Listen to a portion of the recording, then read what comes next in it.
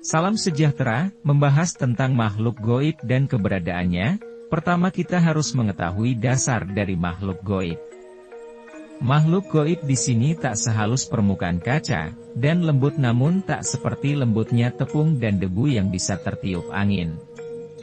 Akan tetapi halusnya itu seperti jiwa. Dan lembutnya itu seperti lembutnya perasaan, yang tak dapat diraba, dilihat, dan dipegang. Namun hanya bisa dirasa. Salah satu contoh, di dalam kita ingin berbuat sesuatu, pasti kita memikirkannya terlebih dahulu. Pikiran kita itu juga sifatnya goib. Karena pikiran kita itu juga goib karena tak kasat mata. Karena yang tak kasat mata itu goib. Goib itu sendiri luas penjabarannya. Setelah terjadi yang kita buat maka jadilah nyatanya.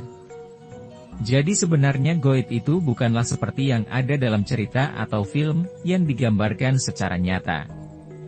Karena dalam film itu, hanyalah sebagai contoh peran, seperti halnya kuntilanak yang digambarkan sebagai sosok wanita berambut panjang yang menakutkan, perannya untuk menakut-nakuti.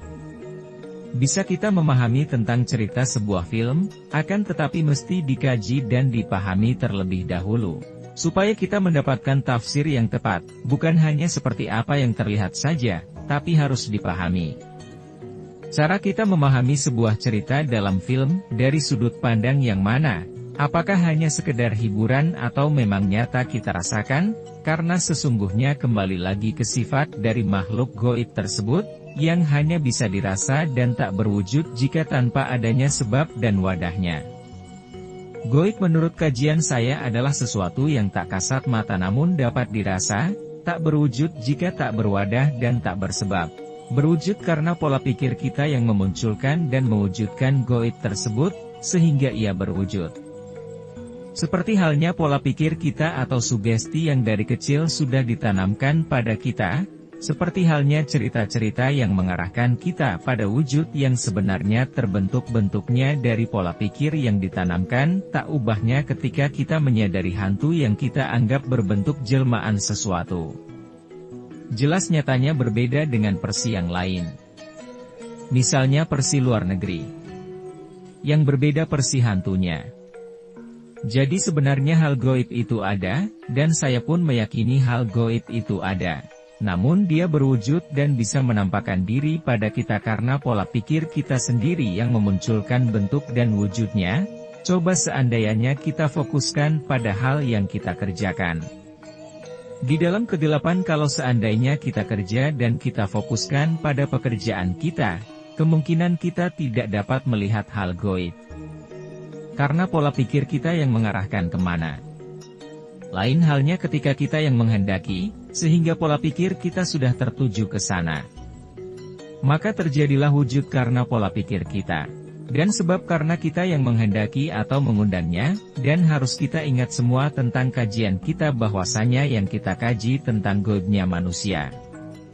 Karena goib itu luas dan bukan hal yang mesti kita ketahui saat ini, atau belum saat ini. Langkah. Rezeki. Pertemuan. Maut.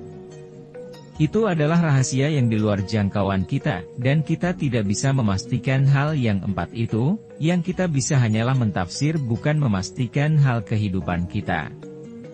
Contohnya misalkan kita bercocok tanam. Kita menanam cabai 100 pohon. Kita siram, kita rawat, kita pupuk, kita jaga siang dan malam. Dalam pikiran kita atau tafsiran kita bakal panen per pokoknya sekian, itu tafsir kita. Ternyata yang kita tanam, entah itu terserang hama atau terkena banjir dan lain sebagainya, sehingga hasil panen kita tak sesuai dengan harapan kita, tak sesuai dengan tafsiran kita. Yang kita bisa hanyalah mentafsir, namun langkah. Rezeki. Pertemuan. Maut bukan jangkauan kita. Pesan saya, menurut saya makhluk halus atau goib itu ada, tinggal bagaimana kita mengarahkan pola pikir kita memahaminya.